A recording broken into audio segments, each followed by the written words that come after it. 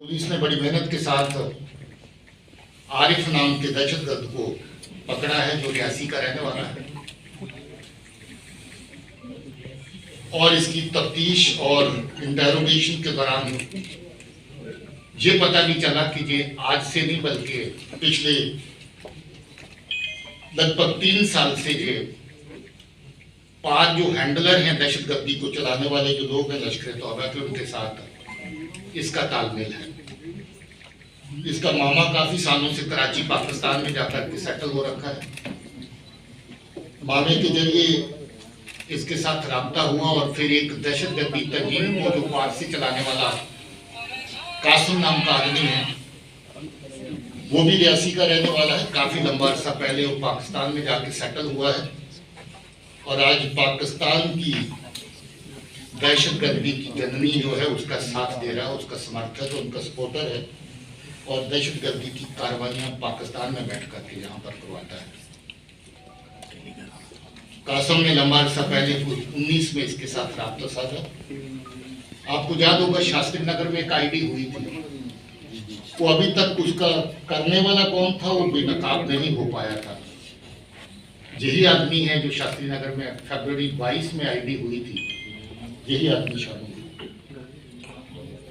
आपको ये भी याद होगा कि कटरा में जो बस में आग लगी ब्लास्ट के बाद, उसमें बहुत सी चीजें पुलिस वर्कआउट कर पाई थी, मगर उसकी एक तार अभी तक जुड़ नहीं रही थी, एक कड़ी अभी तक जुड़ नहीं रही थी कि वो आईडी फिट किसने करी बस के अंदर। इसने माना है कि वो आईडी इसी ने फिट करी थी, एक नहीं बल्कि 2 आईडी लगाई थी ताकि लोगों का ज्यादा से ज्यादा नुकसान हो सके। और आईडी लगाने की जगह भी वो ढूंढी थी जो पेट्रोल टैंक को ही बारूद की तरह इस्तेमाल कर सके। और इसने आईडी बस के अंदर जाकर के सीट नंबर 3 के नीचे जहां पेट्रोल पंप पड़ता है उसके बिल्कुल ऊपर फिट करी थी, थैले के अंदर डाल के, और 2 आईडीज एक साथ फिट करी थी। बात यही खत्म नहीं होती, एक आईडी और अभी इसके पास मौजूद थी और उस आईडी का फोटो और हो सकता है कि थोड़ी देर तक वो सही आईडी भी आपके साथ बाहर शेयर कर दी जाए। वो परफ्यूम आईडी है, बॉटल परफ्यूम की दिखती है और अगर गलती से आपने परफ्यूम के स्प्रे के माफक उसको दबा दिया, जब खोल दिया तो आईडी फट जाएगी और जिसके हाथ में आईडी होगी उसका मौके पर ही नुकसान हो जाएगा। जो पहली आईडीज अभी तक इस्तेमाल करी जो शास्त्री नगर में हुई वो टाइमर वाली डिवाइस थी। जो कटरा की बस में आईडी लगाई गई वो स्टिकी बॉम्ब की फॉर्म में थी, जो थोड़ा बड़े साइज में स्टिकी बॉम्ब हमने कठुआ में बरामद किए थे, जिसमें 450 ग्राम के करीब एक्सप्लोजिव मटेरियल रहता है। और जो जहां पर लगाई आईडी एक 750 ग्राम की थी पहली आईडी, और जो दूसरी थी उसका वजन 1 किलो से भी ज्यादा था। टिफिन आईडी थी, स्टील टिफिन आईडी। और जो अभी आईडी पकड़ी है मैंने आपको बताया कि वो परफ्यूम आईडी की तरह।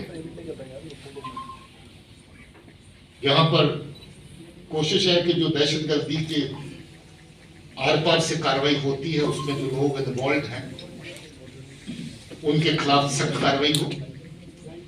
पिछले काफी अरसे से हम लोग एक दहशतगर्द तंजीम को जिन्होंने दहशतगर्दी की कार्रवाई में यहाँ पर हिस्सा लिया उनके डोजियर तैयार किए और उन सब तंजीमों को जो दहशतगर्दी को जहाँ पर चलाते हैं उनको बैन करने की कार्रवाई गवर्नमेंट ऑफ इंडिया की सतह पर की गई। लगभग 1 दर्जन ऐसी ऑर्गेनाइजेशन है जिनको अभी तक बैन किया गया है या दहशतगर्दी की कार्रवाइयों में सम्मिलित होने के लिए नोटिफाई किया गया है कि ये दहशतगर्दी चलाने वाली ऑर्गेनाइजेशन है। और ऐसे ही लोग जो इनफरादी तौर पे इंडिविजुअल तौर पे दहशतगर्दी की कार्रवाइयों में शामिल हैं, 22 के करीब पिछले 2 साल के अंदर ऐसे लोग नोटिफाई किए गए हैं एज टेररिस्ट। वो कार्रवाई भी बराबर जारी है और उस कार्रवाई को भी आगे जिंदा रखा जाएगा। इसमें हैरत की बात यह है कि ये दहशतगर्दी की कार्रवाई आरिफ जो कर रहा है ये सरकारी मुलाजिम थी। 2010 में रहबर तलीम में भर्ती हुआ था, 2016 में रेगुलर टीचर बना, सरकार की तनख्वाह भी ले रहा है, सरकार के टुकड़ों पर पल भी रहा है और साथ ही साथ कुछ और टुकड़ों के लिए अपने लोगों को नुकसान भी पहुंचा रहा है। पता चला है कि इसको पहली आईडी लगाने और छोड़ने के बाद कुछ नगद रकम मिली थी, कटरा की आईडी लगाने के बाद भी इसको कुछ रकम दी गई थी और अभी जे आईडी लगाने में भी इसको ऐसा ही फायदा दिया गया। अब ये देखिए कि किस हद तक ये चीज एक एक चंद टुकड़ों के लिए लोगों की जान के साथ खिलवाड़ करना, लोगों का नुकसान पहुंचाना, ये सही लगता है। मगर शर्म की बात है इसके लिए कि ये दहशतगर्द सरकारी मुलाजिम भी है। अब इसकी मुलाजिमत तो जाएगी, इस केस में भी इसको अंजाम जो है भुगतना पड़ेगा। जी जो आईडी इसने इस्तेमाल करी है वो ड्रोन से आई थी, दिसंबर के आखिरी महीने के आखिरी दिनों में आई थी और 3 आईडीज एक साथ आई थी जिसमें 2 इस्तेमाल कर चुका है और तीसरी अभी इसके पास मौजूद है। कितना चैलेंजिंग था ये केस, जिस तरह से आपने कहा आरिफ ने कपड़े भी जला दिए थे, जूते भी जला दिए, ऐसे लोगों को शिकंजा कसना कितना चैलेंजिंग था जम्मू कश्मीर पुलिस के लिए? देखिए 21 जनवरी का वाक़ा है और आज कितने दिन हुए? 11 दिन। और मुझे लगता है इस 11 दिन के अंदर पुलिस की टीम ने शायद सोया नहीं होगा, दिन रात अपना काम कर रहे थे। तो ये इतनी बड़ी चुनौती थी कि कोई लीड मिले तो वो लीड जाया नहीं होनी चाहिए और दूसरा ये है कि उसमें टाइम का गैप नहीं आना चाहिए कि आप ढूंढते रहें और आपके सुराग के आगे जो फॉलोअप जिस पे करना चाहते हो आपसे दूर निकल जाए। तो 11 दिन की नहीं बल्कि 11 दिन और 11 रातों की मेहनत है जिसकी वजह से ये केस इतनी बड़ी कामयाबी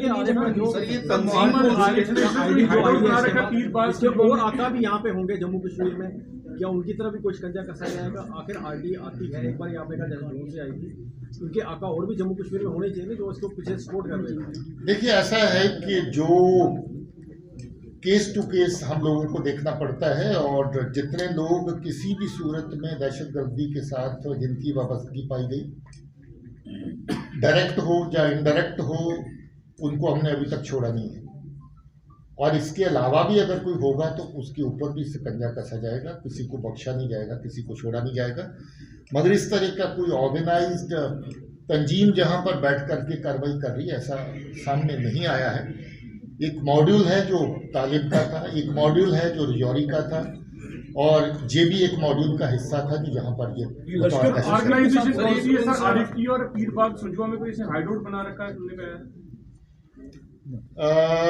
मेरे ख्याल में कोई ऐसा नई चीज सामने आई है। वो कहीं इसने अपना सामान छुपाने के लिए कुछ जगह आगे पीछे इस्तेमाल करी, वो पुलिस ने ढूंढ ली है और उसके ऊपर कार्रवाई हो गई है।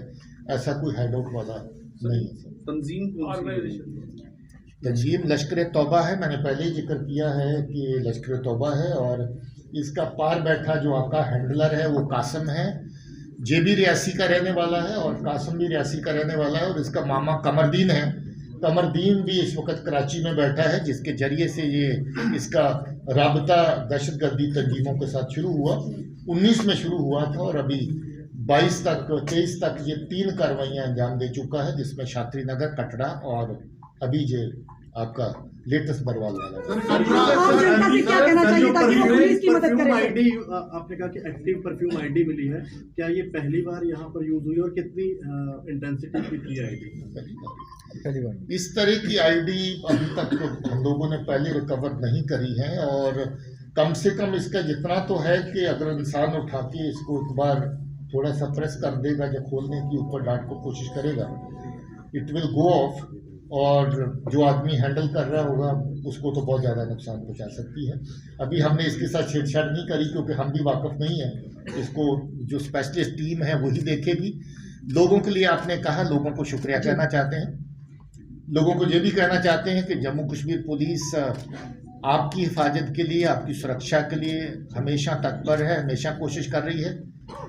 ये भी कहना चाहते हैं कि जब आप सोते हैं जम्मू कश्मीर पुलिस जागती है और ये कोशिश रहती है कि हम लोग जाग करके आपकी नींद जो है उसको जो है सुरक्षित कर सकें और ऐसी को गलतफहमी न रहे कि जम्मू कश्मीर पुलिस किसी जगह पे अपनी एफर्ट में कोई कमी छोड़ रही है। फिर भी जो अवाम के दुश्मन हैं, लोगों के दुश्मन हैं, उनको पहचानना, उनके खिलाफ कार्रवाई करना हमारा और अवाम का, हमारा और लोगों का मिला-जुला काम है। इसमें भी लोगों ने बहुत सहयोग दिया। आगे भी उम्मीद करते हैं कि जम्मू कश्मीर पुलिस को लोगों का सहयोग मिलेगा। लश्कर का हाथ सामने आ रहा है सर। राजौरी में जो डांगरी में इंसिडेंट हुआ उसमें भी सर लश्कर का मॉड्यूल सामने आ रहा है, क्योंकि टेररिस्ट क्योंकि ट्रेस कुछ मिले थे। हम लोग उस केस को काफ़ी शिद्दत से जो भी लीड मिल रही है उसके ऊपर काम कर रहे हैं। मेरे ख्याल में सही वक्त आने पर हम उसकी डिटेल आप सब लोगों के साथ शेयर सर करेंगे। एक आखिरी सवाल रहेगा आपकी ओर कि उन लोगों को क्या चेतावनी अब देना चाहते हैं जो आतंकवादियों का समर्थन करते हैं या ऐसी सोच रखने वालों का साथ हमेशा देते हैं सर? उनको चेतावनी देने की जरूरत नहीं है, उनके खिलाफ कार्रवाई की जाएगी और उनको ये समझ लेना चाहिए कि किसी भी तरीके से कानून के शिकंजे से कोई बच नहीं सकता है।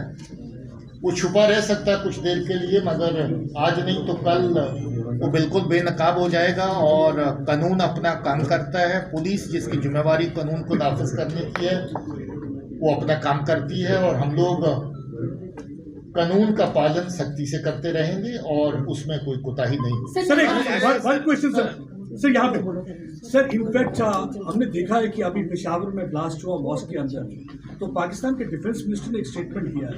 उन्होंने कहा है कि हिंदुस्तान में भी कभी कोई मुसलमान को ऐसे ब्रेक करते हुए नहीं मार सकता। You think that bogey of that Islamophobia is busted when he gives such a kind of a statement, and what will be your response to those people who often keep on breaking